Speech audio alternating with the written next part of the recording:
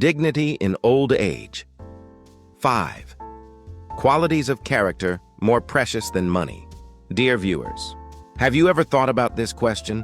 Am I living a successful life right now? When we were young, we raced fearlessly toward 3 goals: money, honor, and success. Waking early for the morning commute, returning late in the evening, every moment was a sprint toward a better future. But now, as we enter the twilight of our lives, whether our bank account is full or empty, we face one fundamental question. It is the question of dignity of character. While bank balances will eventually run dry or be passed on to our children, dignity of character is the most noble wealth that protects us until our last breath. There are many wealthy people, but dignified elders who command respect as they age are rare. Today, borrowing from the profound wisdom of Eastern classics and insights from modern psychology, we will reflect together on the 5 qualities of dignity of character that become more precious than money as we age, and we will explore together how to set down the 3 heavy burdens that obstruct this dignity. Solitude, resentment, and attachment to the past. Cultivating these 5 qualities of dignity, this is the secret door to a life of no regrets in old age. First quality of dignity, the virtue of giving back. A responsible economic perspective. We have built our wealth through a lifetime of effort. From early dawn until late at night, sometimes sacrificing weekends, we worked. Is this accumulated wealth entirely the product of our own effort? Let's close our eyes for a moment and think. The reason we could do business was because the nation provided roads, electricity, and water. The reason we could receive a salary was because of the organization called a company and the cooperation of colleagues. The reason we could work healthily was because of our parents' devotion and our family's support.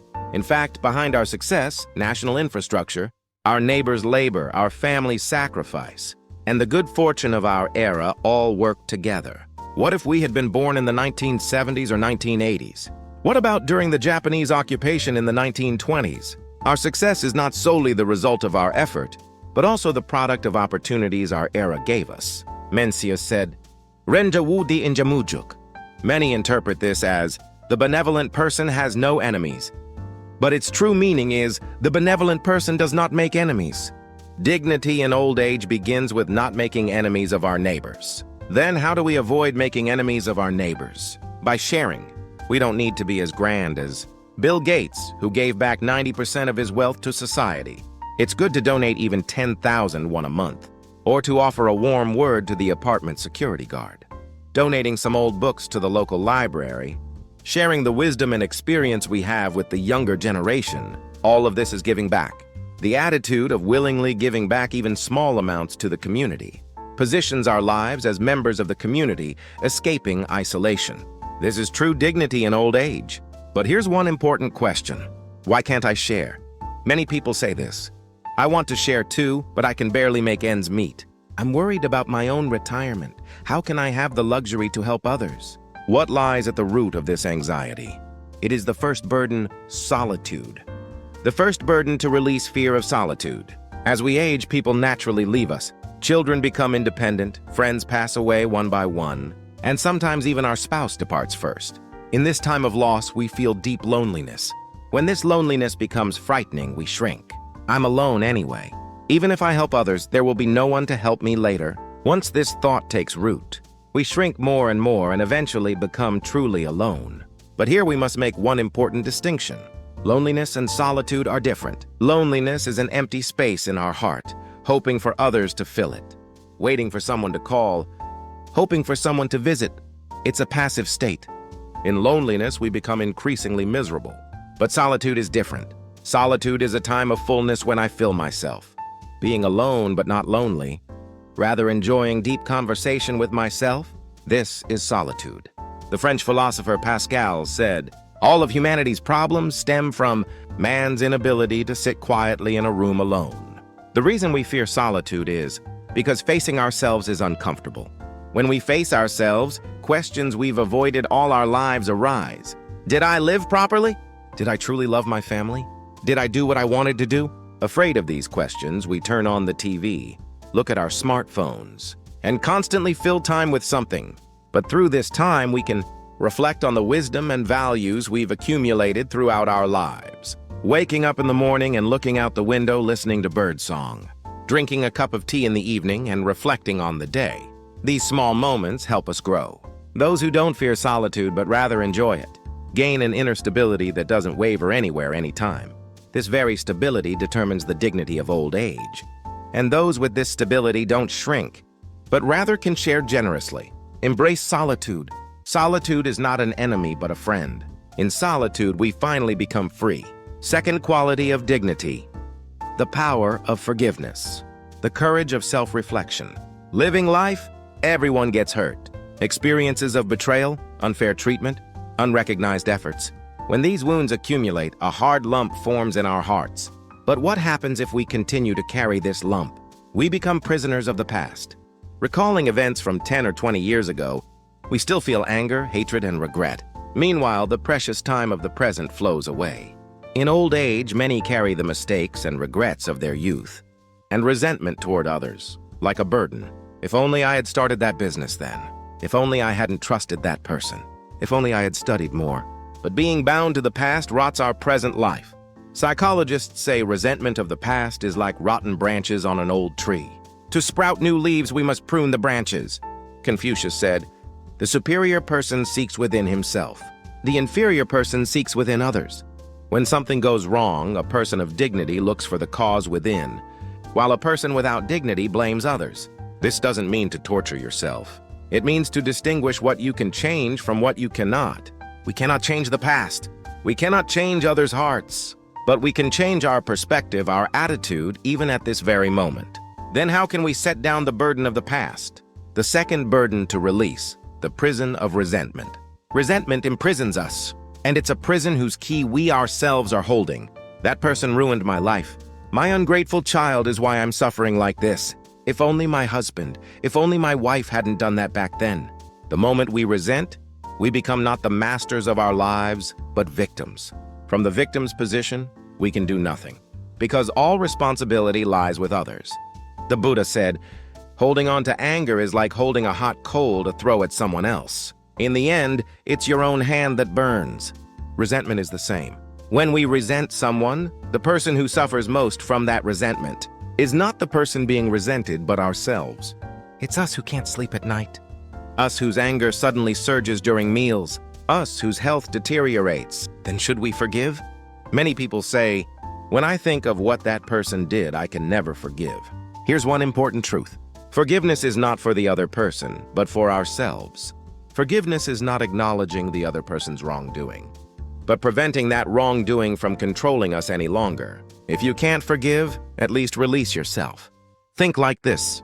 Yes, that person was wrong, but I will no longer suffer from it. I will be free. Every night, take just 5 minutes to write down 2 things. First, what I was most grateful for today. Second, what I most want to let go of today. This small habit will liberate your heart and give you the courage to live today fully. The moment we set down the weight of resentment, we are finally free. And only free people are truly dignified. Third quality of dignity, awakening to the present, the fullness of this moment. We often say, those were good times. When I was young, I was truly happy. The world these days is hard to live in. Longing for the past is natural. But if we stay only in the past, we miss the present. And if we miss the present, there is no future. Lao Tzu said in the Tao Te Ching, knowing the ancient to master the present, this is the discipline of the way. Knowing the past is important, but it's for living today better. Have you ever thought this? I'm old now. What can I possibly do anymore? What lies at the root of this thought? It is the third burden, attachment to the past. The third burden to release, attachment to the past. If only I had seized that opportunity when I was young. If only I had traveled more when I was healthy. If only I had saved more money. If only I hadn't broken up with that person. Attachment to the past makes us distant from the present. We try to hold on to time that cannot be reversed, and in doing so, we miss the blessings of this very moment. The philosopher Kierkegaard said, life can only be understood backwards, but it must be lived forwards. Looking back at the past is necessary, but it's to better understand today, not to be trapped in the past. Think about it. If you're 60, you still have 20 or 30 more years to live. Even at 70, you have 10 or 20 years left. This time is far from short. 10 years in old age can be more precious than 10 years in youth, because we now have experience and wisdom. A 102-year-old Japanese grandmother started painting for the first time at age 100. People asked, "Why are you starting to paint only now?" The grandmother smiled and answered, "Because today is the youngest day of my life." That's right. Our youngest day is always today. Yesterday has already passed and tomorrow hasn't come yet. All we have is only today. Letting go of attachment to the past doesn't mean denying the past. It means acknowledging the past, but not letting it dominate the present. Yes, that's how it was then. But now is a different time. I will live now. Think like this. When you open your eyes in the morning, I'm alive today. Thank you. When you eat, I'm grateful I can eat this food. When you receive sunlight, it's warm.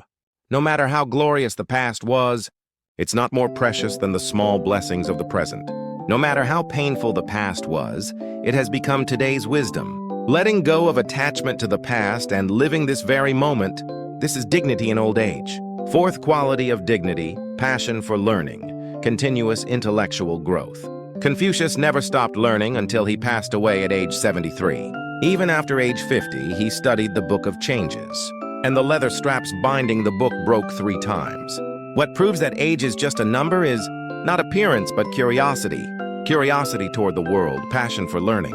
This is what makes us young. Many people say, "What's the use of learning at this age?" But learning is not for utility. Learning itself can be the purpose of life. Reading classics like Mencius, the Analects, records of the grand historian, exploring the biographies of historical figures, asking philosophical questions, all these acts are the most noble acts of keeping the brain young. Modern neuroscience proves this. Even as we age, if we learn new things, the brain continues to grow. New neural connections are made, and cognitive abilities improve. Learning is the surest way to prevent dementia. But the value of learning is not only health. Learning gives us intellectual satisfaction and self-esteem. That thrilling joy when we gain new knowledge. The aha moment of realization. This is the greatest pleasure that all humans can feel regardless of age. Audiobooks that rely on hearing are the best tool for continuing learning. While sitting, while walking, while washing dishes. Even those with poor eyesight, those who have difficulty holding books, can meet the world's wisdom through audiobooks. The attitude of constantly learning and trying to understand the world's changes. This is the most radiant dignity that serves as an example, even to the younger generation. A grandmother learning to use a smartphone at 70, a grandfather studying English at 80. These are true youthfulness. The moment we stop learning, we grow old. But as long as we continue learning, we are forever young. Fifth quality of dignity, the habit of gratitude. A positive attitude toward life. Ultimately, life is determined by what we see. 2 people look at the same garden. One person says, "It's a thorny patch." The other person says, "Roses have bloomed." Neither is wrong. There are both thorns and roses. But the quality of life is completely different depending on where you focus. In old age, we lose many things. Health, physical strength, and sometimes loved ones. If we start counting what we don't have, there's no end. But if we focus on what we have, life becomes completely different. Being able to drink a glass of warm water every morning upon waking. Being able to hear the birds chirping outside the window. Being able to start a peaceful day. Legs that can still walk, eyes that can still see, ears that can still hear. The habit of being grateful for all these small things is like a miracle that transforms everything around us into blessings. Modern psychology's positive psychology scientifically proves this. People who write gratitude journals have a happiness index, 25% higher than those who don't, and significantly lower depression rates. A grateful brain reduces the stress hormone cortisol and increases the happiness hormone serotonin. But the true power of gratitude is not in scientific numbers. Gratitude makes our expressions gentle and changes our language to be warm, spreading peace to those around us. Think of the face of a grateful grandmother. Even with wrinkles, it's beautiful, because each wrinkle is a trace of laughter. Conversely, think of the face of a complaining elderly person. Even if they look young, it's not beautiful, because that expression is full of resentment and dissatisfaction. A grateful heart is contagious.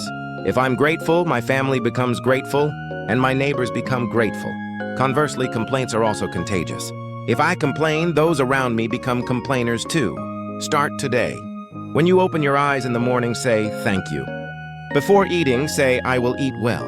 Before going to bed, recall 3 things you were grateful for today. This small habit will completely transform your old age. A grateful heart. This is the most beautiful dignity of old age. Conclusion, an invitation to dignified old age.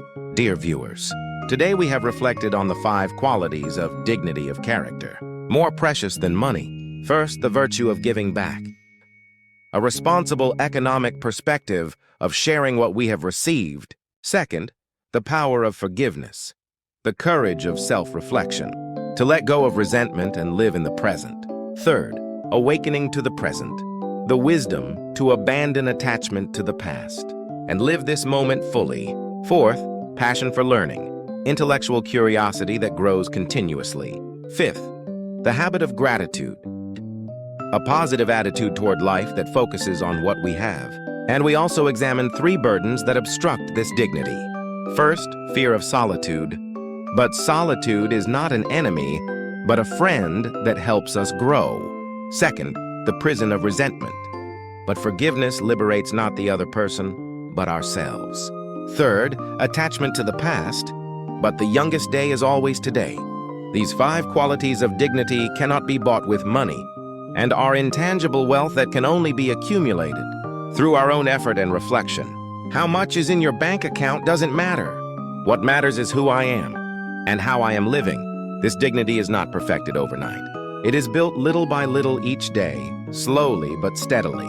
Being grateful once today, forgiving once tomorrow, learning something new the day after, building it day by day like this. Before we know it, we will be living a dignified old age. I sincerely hope that your twilight years will not be a time filled with regret and anxiety, but will become a golden age that is completely peaceful and respected because of these 5 qualities of dignity. Remember, age is just a number. True youthfulness comes from curiosity, and true dignity comes from daily choices. Whatever choice you make today, I hope that choice makes you a more dignified person. Next time, I will return with a story that will bring deep comfort and insight to your hearts.